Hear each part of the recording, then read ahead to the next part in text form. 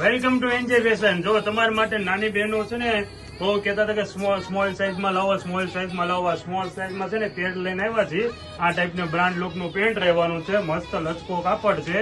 આ ટાઈપનો બ્રાન્ડ લુકમાં જોડી પહેરી હોય ને, નાનો બહેનો એમ કહેતા હતા કે અમારી સાઈઝના કપડા લાવો, અમારી સાઈઝના કપડા લાવો. જો આ નાની સાઈઝમાં કપડા લાવ્યા છે.